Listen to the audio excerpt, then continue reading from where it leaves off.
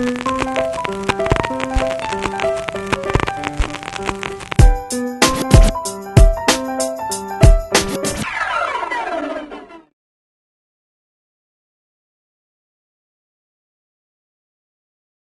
is John Green, the author of Looking for Alaska, An Abundance of Catherines, and my new book, Paper Towns.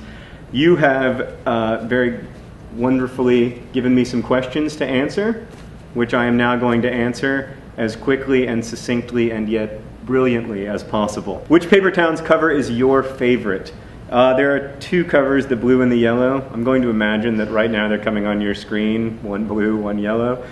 My favorite is both together, because I think if you have one cover or the other, it doesn't make quite the statement that both covers together make, which is that there are many ways of misrepresenting or misimagining someone else. That's not to say that I think people should buy both covers, because I think one is sufficient. I would say if I were going to read one, I would probably read the blue. I was wondering whether John had any say as to which actress model would portray Margo on both covers of Paper Towns. To answer that question would take 73 years. Yes, I had some say in it. It was a long and somewhat tortured process, because initially I didn't want a photographic cover at all. I kind of resisted the idea of a photographic cover, and then when we settled upon the idea that we eventually settled upon, that there would be two different photographs of the same young woman that would sort of represent different but equally wrong misconceptions about her. Then we started going through models, and a lot of the models that were sent to me initially looked like, kind of like clothes hangers, or very, very thin, sort of disturbingly thin women, often seemingly in their 30s or 40s. And I was looking for like a 16-year-old girl who looked like a 16-year-old girl. And we finally found one.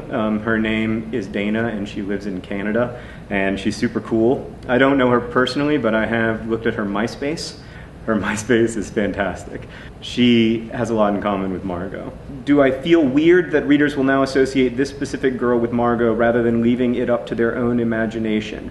Yeah, I do feel weird about it, although I think that whenever you're kind of constructing a character in your mind, the photograph, or if there's a movie, the movie should be ignored as much as humanly possible. And also to remember that both of the covers of Paper Towns are wrong. Like, neither of them represents anything that's essentially true about Margo, and that's intentional. Are any of your characters autobiographical, or which character is most like you? I mean, I guess every character is a little bit autobiographical in one way or another, but the character who's most like I was in high school is probably Alaska and Looking for Alaska.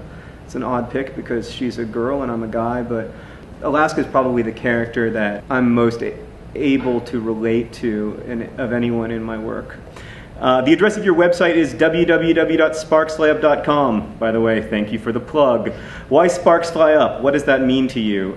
It's a quote from a line in the book of Job, my favorite line of scripture. Man is born to trouble like the sparks fly upward. So I stole that. I only stole it because johngreen.com wasn't available because it was taken by a realtor in southern Mississippi. Are you religious? Are there hidden religious themes in your writing? I am religious in the sense that I go to an Episcopal church. Are there hidden religious themes in your writing? I don't think they're particularly hidden. What inspired you to become a writer, and what gave you the inspiration for your stories? And I think a lot of it was just the books that I read and wanting to be a part of that conversation in a different way, not just as a reader, but also as a writer. So I think I was inspired by a lot of other people's books along the way. I mean, in a way, by every book that I've ever read, whether I liked it or not, because they all sort of have a cumulative effect on you. Also, this is terrible to say, but I was kind of initially inspired by like this profound desire to convince certain people who had dumped me that they made a mistake. So, yeah, I mean, I wish that weren't true, but it is. I mean, that's not my motivation anymore. Like, now I'm motivated by readers and by the kids I meet and the people I meet and talk to about books and who read my books. That's my inspiration now. But yeah, when I was like sitting in that basement when I was 23 writing Looking for Alaska, I definitely spent some time thinking about girls who dumped me. By the way, it totally doesn't work, if you're curious. I mean, now I'm happily married, it's all irrelevant, but like For instance, one of those girls, I reconnected with her via Facebook, like everything in contemporary times, and she was like, "Oh, you're a writer?" I was like, "I've worked so hard, and for oh, you're a writer?" All right, next question. Where do you get your inspiration from, and how do you know it will work for a story? Well, I kind of answered the inspiration question, but the how do you know it will work for a story is a very good one. I don't know if it will work for a story. And I don't know if anyone knows in advance. I think that the initial idea ultimately is sort of less important than the slow, laborious work that is executing that initial idea. Like if you think about great books, sometimes they start off with really lame ideas, and sometimes they start off with really awesome ideas. Like The Catcher in the Rye, which I think is one of the great books of the 20th century, starts off with the idea some kid who's really sad and kind of screwed up leaves boarding school and spends a day in New York. Now, that doesn't sound like that good of a book at all, but then in the execution, it's a really good book. Other times there are really great ideas, like Huck Finn. You know, some kid leaves home, kills his dad, hits the road, but the road is made out of water, and he's with a slave, and it's about slavery. That's a great idea. But for those of us who don't get great ideas every couple of weeks like Mark Twain did, I think it's important to remember that you can get a medium-sized idea and turn it into a big book. Are you working on another book right now? If so, what is it about? Yeah, I am working on another book, very sort of preliminarily. And you can never tell if it's going to like turn into a real book or if it's going to become something that you stick in a drawer for the next 20 years. But so I'm a little hesitant to talk about it for fear that it might never be a book, and then you'll be like, oh, but where's that book that he said he was writing? But the thing I'm working on at the moment is a sequel to a novel that doesn't exist. Does it get any easier to write a book once you've already written a few? No. I don't know, have I written a few? Maybe it gets easier later, but Paper Towns was not any easier to write than any of my other books, and the thing I'm starting to work on now isn't very easy either. So I want to find some way to sort of James Patterson it, you know, where you can just publish a book every 3 or 4 days. But that hasn't happened yet. How did you get started writing your books? Well, I mean, I wrote Looking for Alaska. I was working at a magazine, and I had a mentor there, an editor named Eileen Cooper, who's an author for children, and she really encouraged me to write this story. And it took a couple years, or maybe 3 years, I don't remember.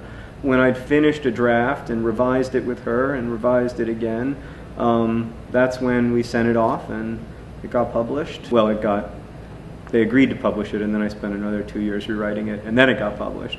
And so that was sort of the process for me. What would your advice be to young writers today? Read a lot.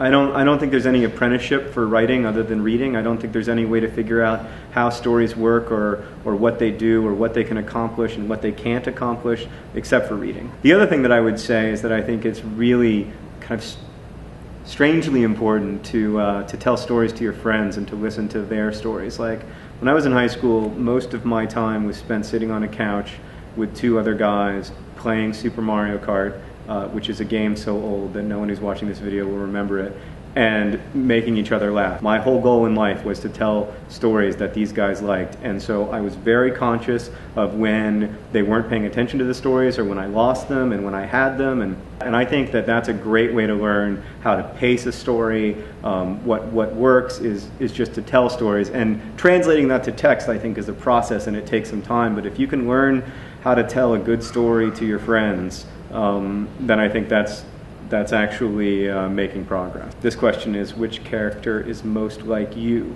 I've answered that already, but maybe this time I'll answer it differently. Maybe I'll tell like a complete lie.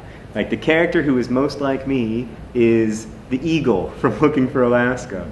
Or let me think if I can think of another even more obscure character. Oh, someone pointed out to me recently that in both of my first 2 novels there are characters named Hollis, because clearly I am a huge fan of that name, and I guess that came through. So I will say that in both books I am very much like whoever Hollis is in that particular book.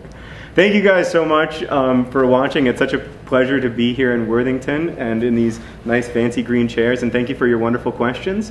And best wishes!